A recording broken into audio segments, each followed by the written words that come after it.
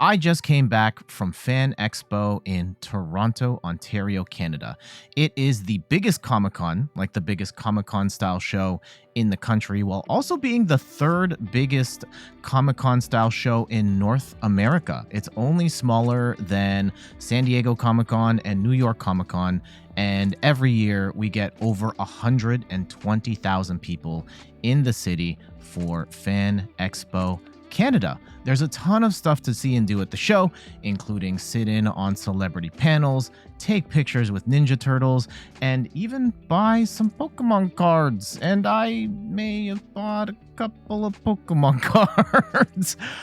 So today I wanted to share my experience of buying Pokemon cards at a Comic-Con style convention, and hopes that maybe you will learn a thing or two about buying cards from these types of shows. And in particular, I'm aiming this video at those who are new to the Pokemon trading card game, or they play Pokemon PTCG, play PTCG live and haven't really gotten into the realm of buying IRL cards. So this is for you.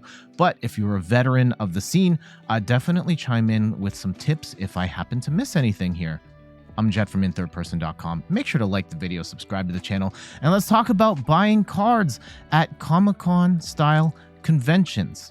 I will say it is a little different from buying cards online or at your local card shop, because the vendors here are a little different. A lot of the times these are comic book stores or other sort of fandom vendors that have Pokemon on the side. It's not necessarily their top priority. And on top of that, the people that are buying these cards from them are primarily collectors and not players of the game. And because of that, there's a heavy emphasis on Pokemon. Like, I have this giant stack of cards here, and these are all Pokemon.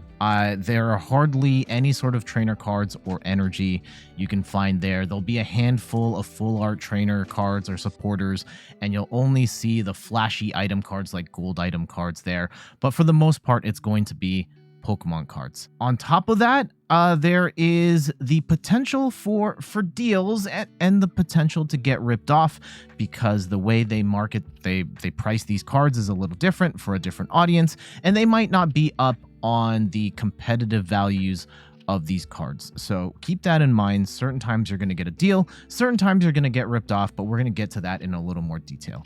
And on top of that, a lot of these vendors don't charge tax at the show, just to keep things simple, so you could save a little bit of money that way. All right, let's go into a little more detail here on some tips for buying cards at a Comic-Con style convention. And the first one I wanted to bring up is that you definitely want to buy singles instead of buying packs. Now, I get it. I love buying packs. I love opening packs. I actually bought a booster bundle of Paldea Evolved, knowing that I may or may not get the cards that I'm looking for. I just like opening packs, and I think that's fine.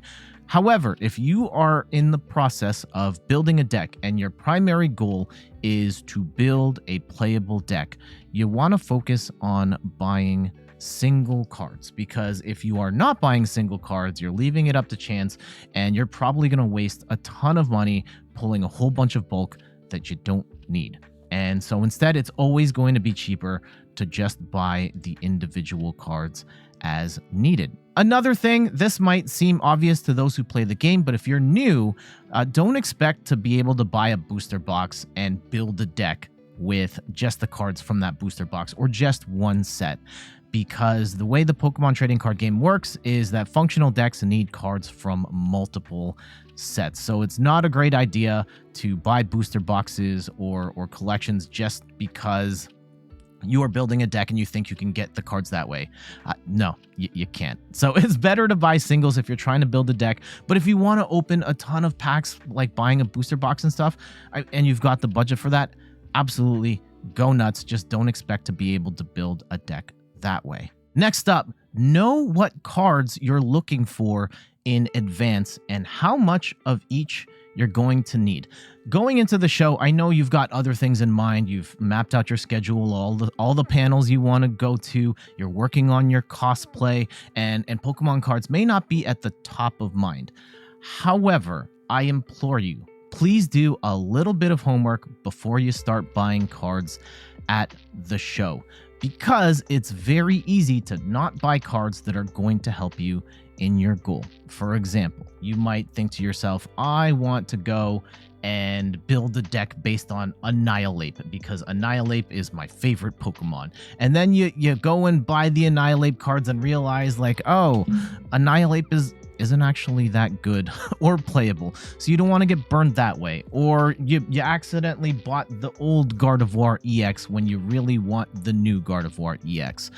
It's very easy to slip up and buy the wrong cards or buy not meta relevant cards. And hey, if Annihilate EX is your favorite Pokemon or Annihilate's your favorite Pokemon and you want to have that card for collection purposes, great. If you're trying to build the deck off Annihilate EX, you might have a hard time because it's not the most competitive card. So at this point, before you go in and before you just start spending a whole bunch of money on cards, have an understanding of what you're looking for. You don't necessarily have to be an expert at playing the game. Maybe you haven't played the game at all, but the thing I would recommend is do some research, go watch some YouTube videos like on my channel or many of the other Pokemon TCG channels on YouTube.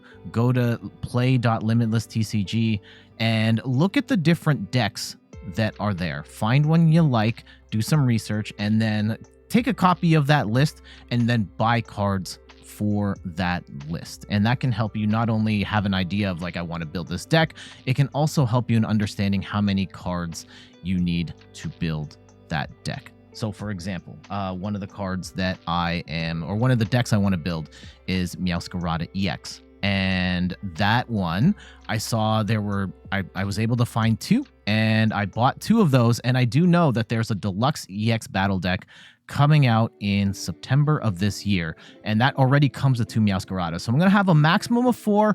Arguably, I only need 3, but I've got the 4th one just in case. Going to be really nice to fully upgrade that deck when it comes out. Another one, I really like Ting Lu, so I grabbed that, but I also grabbed some Koraidon cards because I know that Koraidon is a big part of energy acceleration for the deck, so I made sure to grab a couple of those as well. Along the way, I stumbled on some Gardevoir EX cards, and that was a deck I wasn't really thinking about, but I do have a lot of the cards to build that. And Gardevoir was one where you only really need 2 copies of Gardevoir EX at this point in time, so I grabbed 2 of those. I found a bunch of Miraidon cards, and Miraidon, like Lightning decks, are some of my favorites, and I have the engine already. I'd been building a Raichu deck from the past. It's all sleeved up, pretty much ready to go. I just needed to drop Miraidons in there, and I know that deck needs 3, so I grabbed 3. And then last but not least, Squawkabilly. I keep looking at my cards like I'm going to pull them up. Like, where is Squawkabilly here? I'm just going to show a picture on the screen. But regardless, Squawkabilly EX, this is a card that you only need 1 of in most decks. However, if you want to have multiple copies so you can put them in multiple decks, maybe you want to have more. In retrospect, maybe I should have bought more Squawkabillies because I don't like moving cards in and out of decks when I need them, but that's something I can take care of next time. Number 3, know the market value of the cards that you want. This one is incredibly important because card values are going to vary wildly. Not everyone is using the same resources. Not everyone values the cards in the same way. And so you're going to see different values from different vendors. And the thing here is just to make sure you have a frame of reference for how much a card costs and how much you're willing to pay.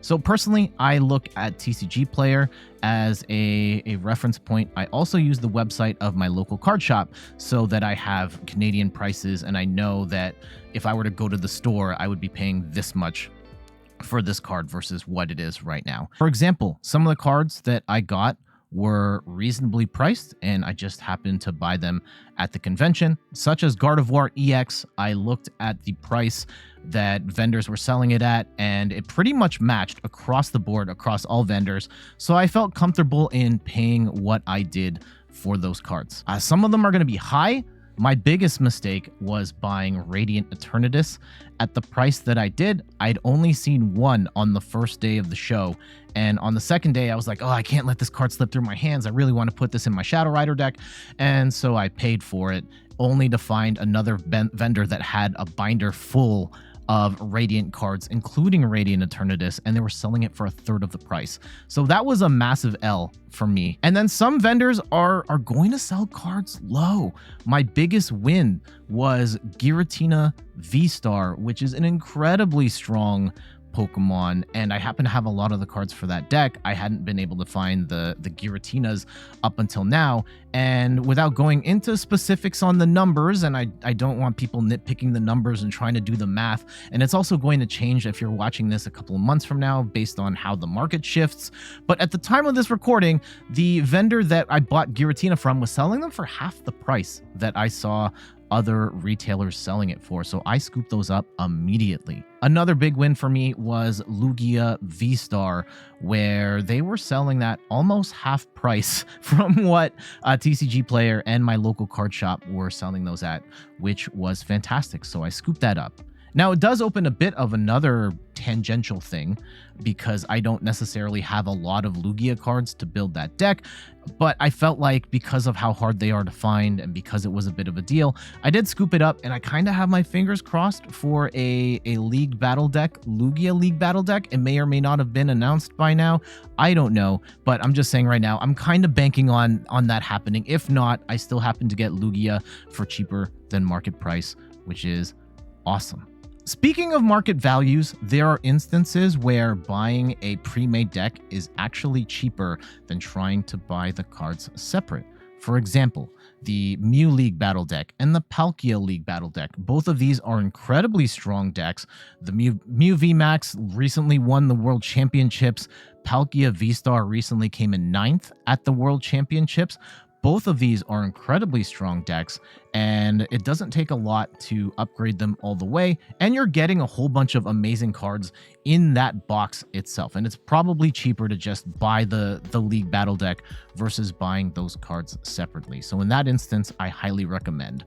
One of the big cards I missed out on, though, at the show was chien-pao, and it was a really hard card to come by, and then on top of that, through my research, I realized that the chien-pao EX deck is almost the same price as buying the single by itself, at which point I said to myself, I would rather buy the deck, pay an extra $2 or so, and get myself some extra copies of Rare Candy, the Baxcalibur line, and all of that stuff. But by the time I put that all together, they sold out. The singles were all sold out, the decks were all sold out, and I happened to miss the boat on that, so that's a little bit unfortunate, but hopefully I can make up for that next time. Number 4, have a budget. It is very easy to spend too much money on Pokemon cards. And for me in particular, I bought a lot of pieces, and some of these I wasn't initially planning on buying. Like, I wasn't planning on getting Gardevoirs. I wasn't necessarily planning on getting Lugias. I know these cards are good, and I could eventually build those decks someday. But if I was a little more cash strapped, then maybe that wouldn't be the goal. So have a budget in mind. Make sure you know how much you're willing to spend. And even within the context of me spending or buying cards outside of my initial scope, from a monetary standpoint, I didn't go over budget because I limit myself to how much money do I have in my pocket at the start of the show. This is what I'm dedicating to cards, and I'm not going over that. If I have to pull out my credit card or whatever, no, we're done. So definitely have a budget so that you do not go over. Number 5, bring something to hold your cards, whether it is top loaders, sleeves, a binder, a deck box. You will need to transport these cards that you bought back home. And based on the vendor, they might give you the cards in penny sleeves or ETB sleeves. You may get top loaders, but whatever the case is, you're gonna need to bring these cards home safely. And so I made sure to bring a couple of sleeves and top loaders with me so that I could bring the cards home safe. I probably should have also had a deck box or a binder or something like that to keep the cards a little more safe. I just kind of had the sleeves like loose in my son's diaper bag. It happened to hold fine, but make sure you are doing your due diligence to protect your cards so that they don't get wrecked before you get home. Number 6, consider bringing cards to sell or trade. Some of the vendors at the conventions will buy, they will trade. I saw a number of people try and do this. Don't get offended if they say no, because some vendors will either not partake in this practice, or they just don't happen to like the cards that you are selling, and that's okay.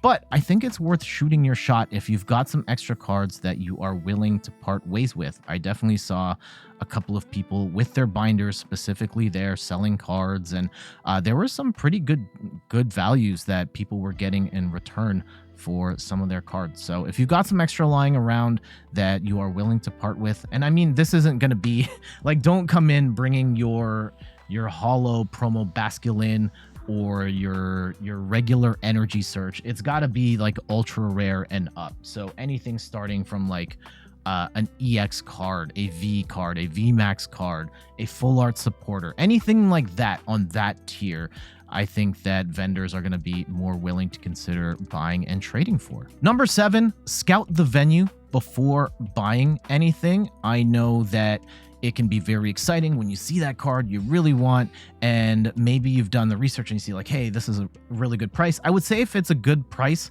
and you see it, go for it. But if you feel like they've got a bit of a surplus and you're comfortable looking around, definitely scout the venue. There's almost certainly going to be multiple vendors selling Pokemon cards, and give yourself the best opportunity to get the best deal.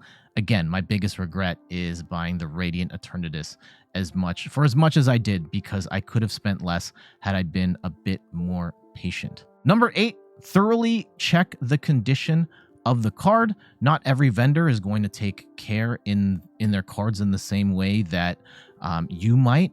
And a lot of them I found were in binders and in top loaders, although there are some cards that are just kind of loose in empty ETBs and people are rifling through them like crazy. You want to make sure that the card is in good enough condition that you're comfortable buying it and it's going to be legal for tournament play. So for example, the Regidrago I found was in a penny sleeve in an empty ETB, and I just needed to make sure that the card was okay before I committed to it, because I didn't want to get burned in that regard. Last one here, if you are going to a convention for multiple days, definitely check the vendors every day. And if you can, check multiple times a day, because vendors will often resupply their stash either once a day or multiple times throughout the day. One of the vendors I saw didn't start selling cards until the 3rd day of the show, and I ended up buying most of my cards from them because they happened to have just like ETBs, and they were just loading up the cards as they were pulling them. Like there was a guy just opening packs and then sleeving up the hits and putting them out for sale as soon as he was pulling them.